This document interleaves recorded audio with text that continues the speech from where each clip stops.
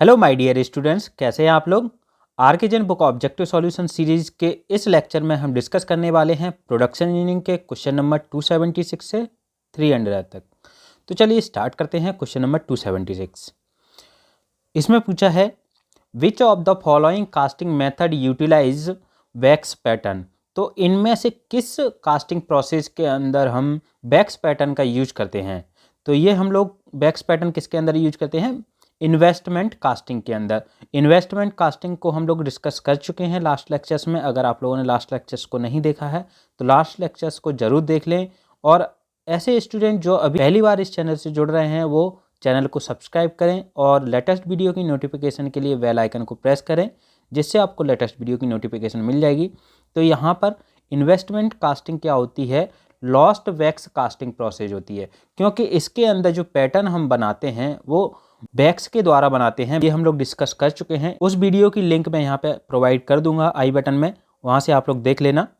तो इसका आंसर क्या हो जाएगा, ऑप्शन नंबर डी। नेक्स्ट है 277।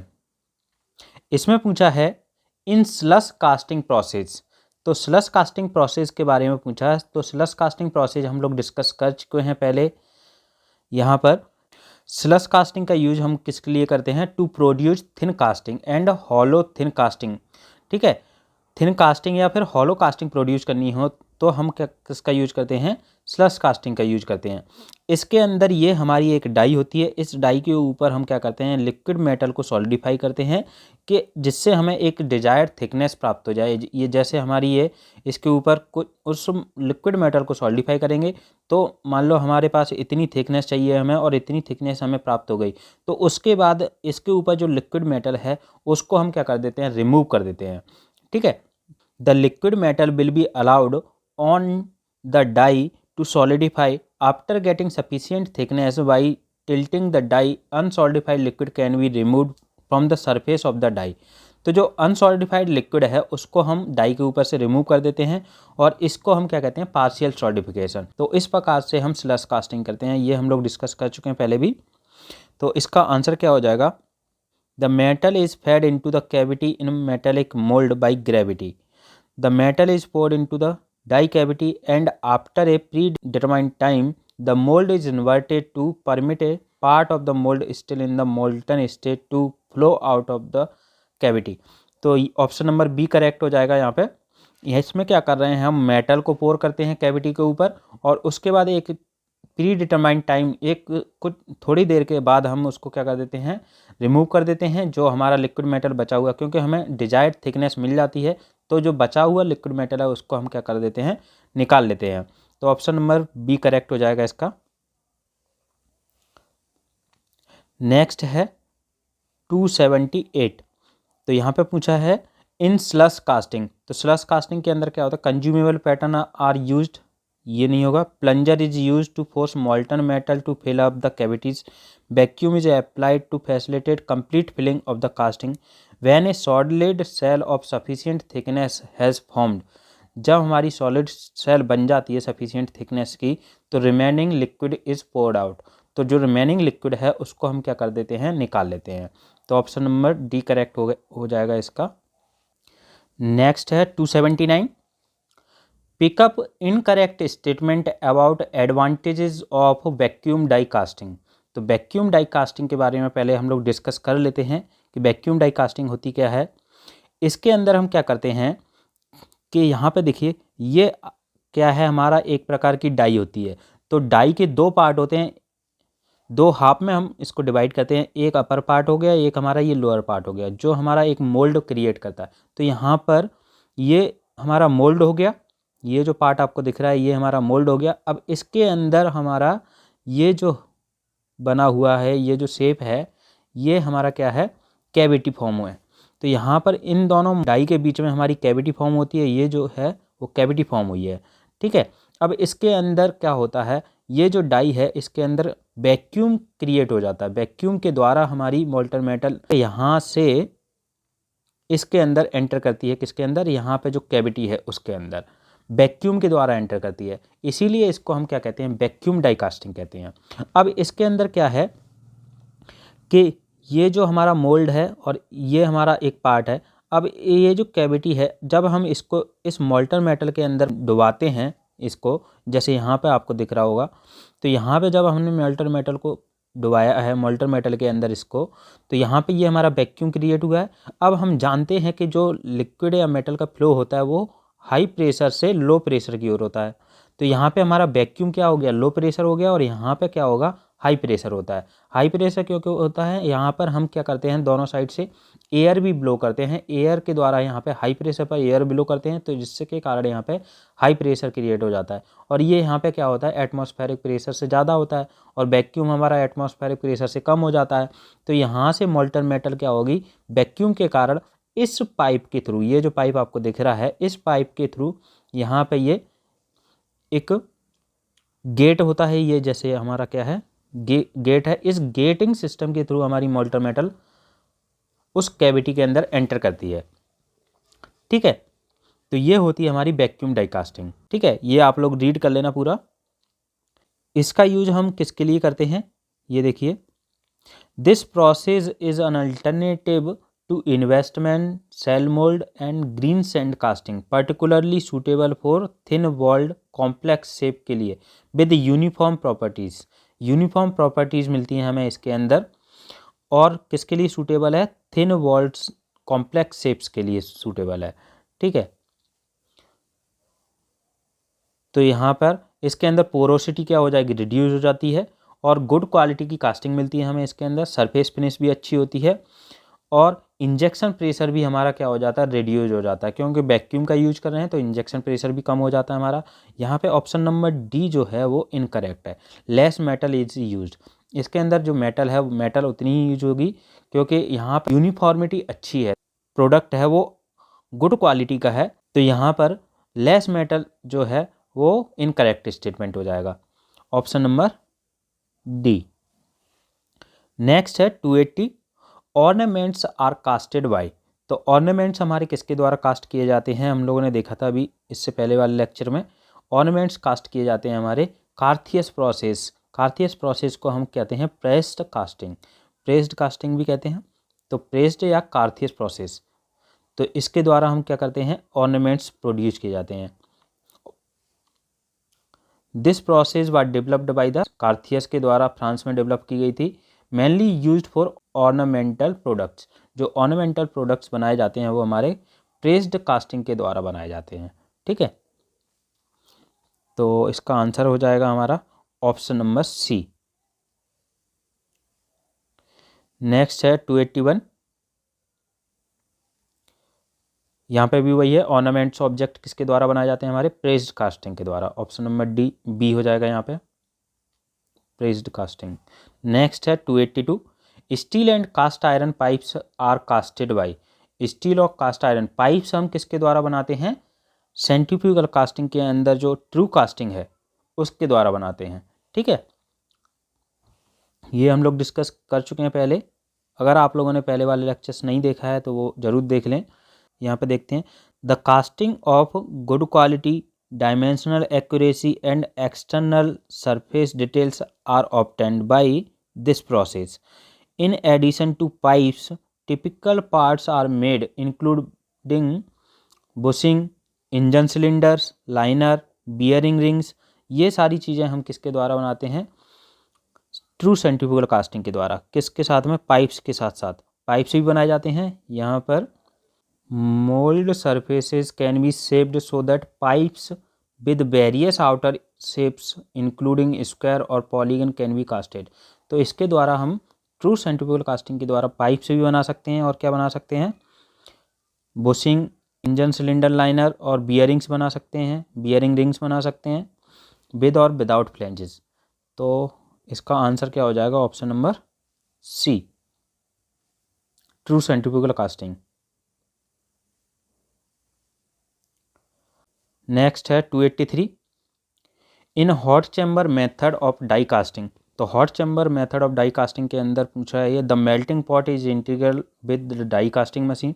तो मेल्टिंग पॉट के बारे में पूछ रहा है, तो यहाँ पर हॉट चैम्बर डाई कास्टिंग हम लोग डिस्कस किए थे, तो यहाँ पर डायग्राम से देखते हैं। अभी ये हमारी कोल्ड चैम्बर डाई कास्टिंग है और ये हॉट चैम्बर डाई कास्टिंग है। अब हॉट चैम्बर डाई कास्टिंग के अंदर ये दो हाफ हो गए हमारे किसके, डाई के। तो ये हमारा फिक्स्ड, ये हो गया मूवेबल पार्ट, और ये इधर वाला जो पार्ट है वो फिक्स्ड पार्ट हो गया, ठीक है। और ये हमारी यहाँ पे क्या है, कैविटी है, ठीक है। यहाँ पे ये क्या बनी हुई है, हमारी कैविटी फॉर्म हो रही है इधर। अब इस कैविटी के अंदर हमें मोल्टन मेटल लेके आनी है। तो यहाँ पर ये हमारा इस तरीके का पॉट होता है। इस पॉट के अंदर हम इस कंटिन्यूसली हीट सप्लाई करते रहते हैं, क्योंकि इसके अंदर जो मेटल है उसको हमें मोल्टन स्टेट में रखना है कंटिन्यूसली। तो इसके अंदर हम कंटिन्यूसली हीट सप्लाई करते रहते हैं। जब यहाँ पर हीट सप्लाई करते रहेंगे तो ये जो मेटल है वो हमारी किस स्टेट में रहेगी, लिक्विड स्टेट में रहेगी, मोल्टन स्टेट में रहेगी।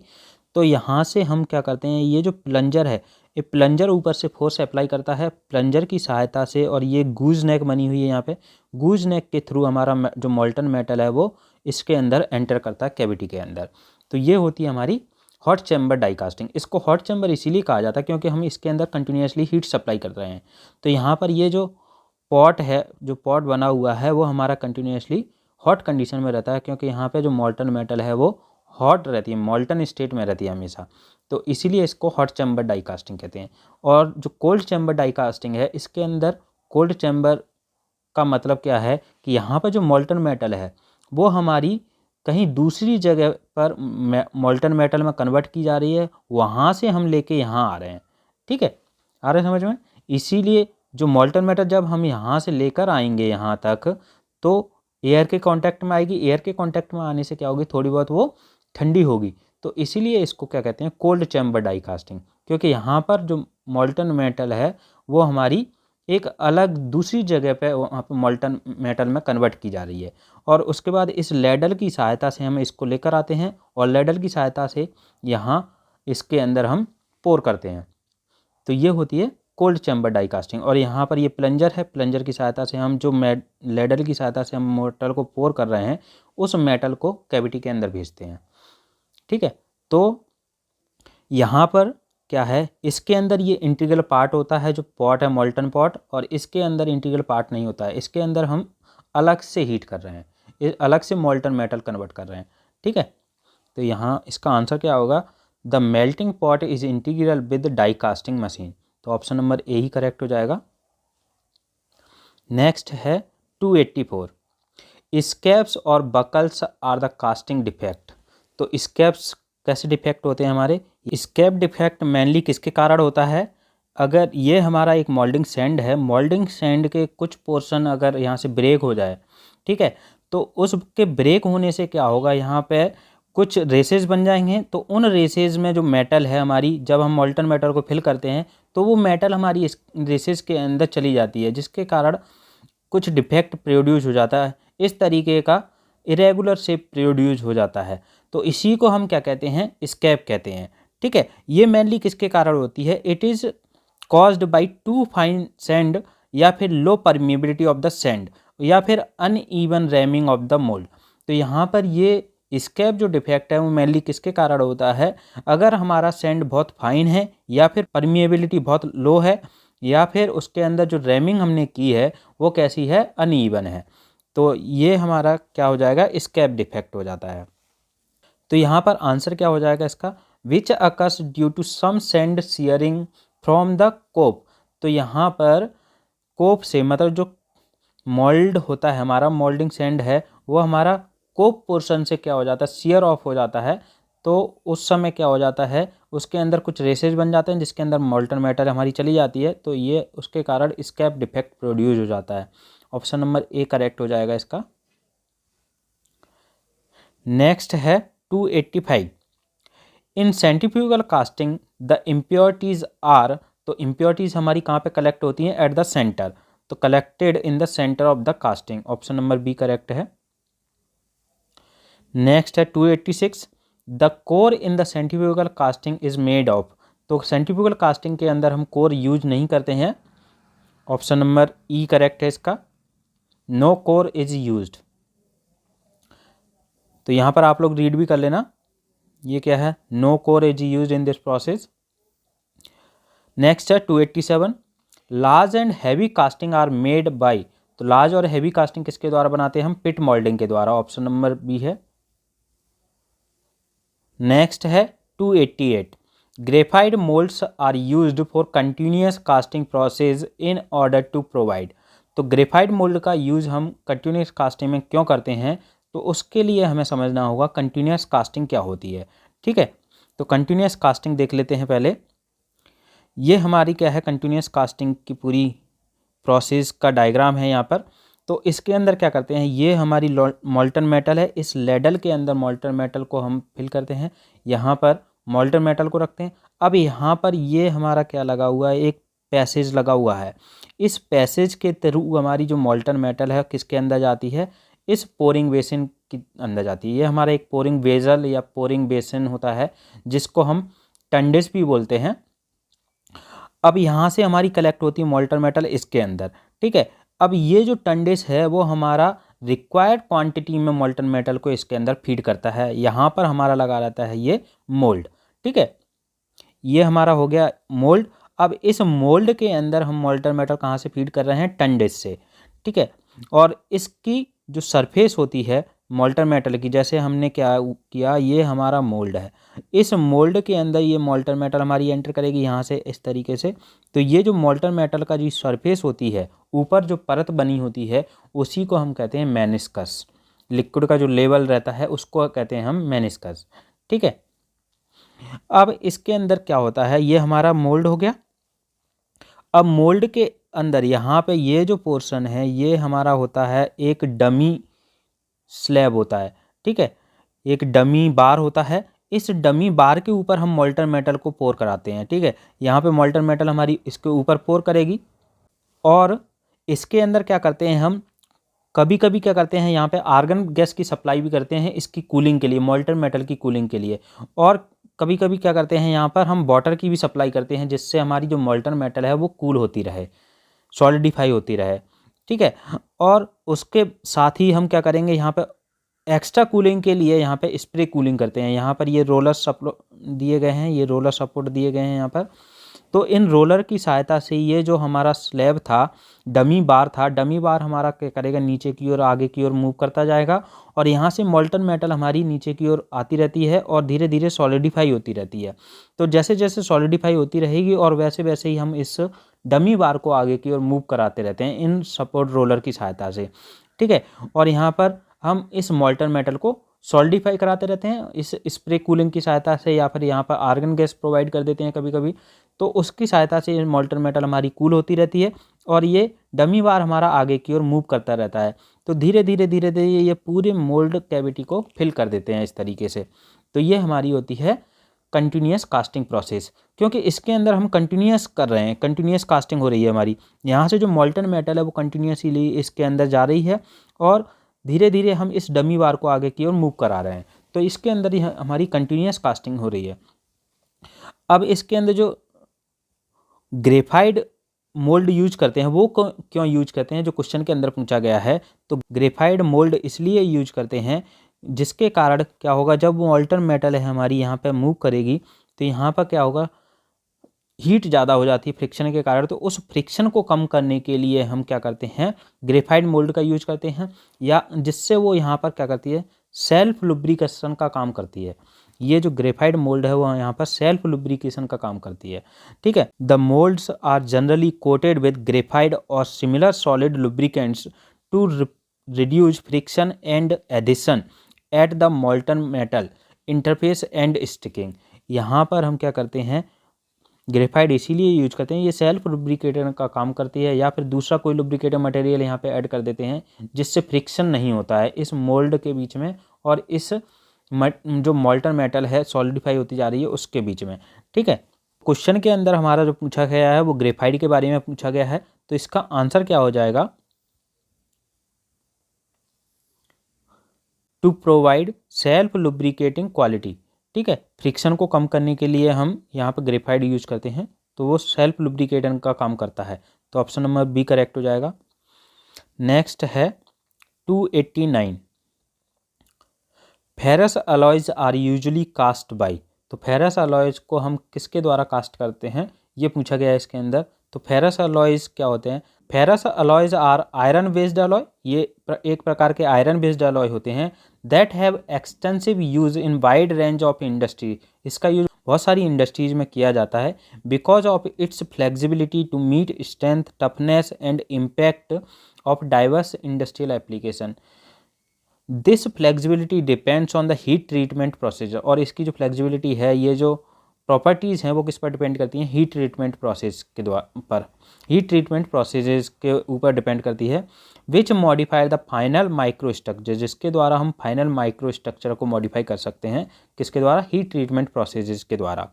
Example of ferrous alloys include carbon steel. जो फेरस अलॉयज होते हैं वो कौन कौन से होते हैं हमारे?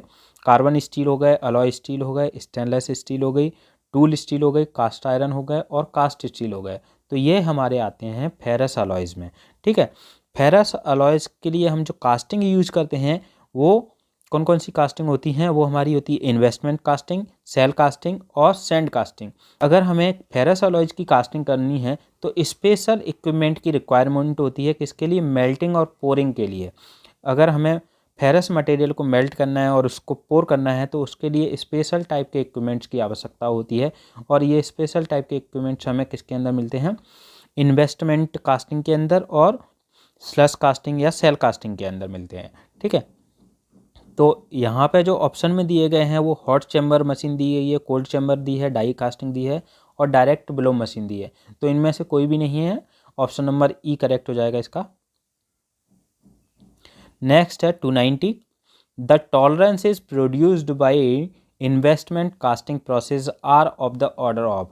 तो इन्वेस्टमेंट कास्टिंग के अंदर जो टॉलरेंस प्रोड्यूस होता है वो हमारा होता है ±0.05 mm। ठीक है, ये हम लोग डिस्कस किए थे इन्वेस्टमेंट कास्टिंग के अंदर। तो यहाँ पर जो एडवांटेजेस हैं इसके अंदर देखते हैं। The in average work the close tolerance is ±0.05 mm are easily maintain. तो इसके अंदर हम इतना टॉलरेंस इजीली मेंटेन कर सकते हैं इन्वेस्टमेंट कास्टिंग के अंदर। तो ऑप्शन नंबर बी करेक्ट हो जाएगा इसका। So thanks for watching. If you like the video please share with your friends. अगर आपने अभी तक इस चैनल को सब्सक्राइब नहीं किया है तो चैनल को सब्सक्राइब करें और लेटेस्ट वीडियो की नोटिफिकेशन के लिए बेल आइकन को प्रेस करें, जिससे आपको लेटेस्ट वीडियो की नोटिफिकेशन मिल जाएगी। तो चलिए मिलते हैं नेक्स्ट वीडियो में।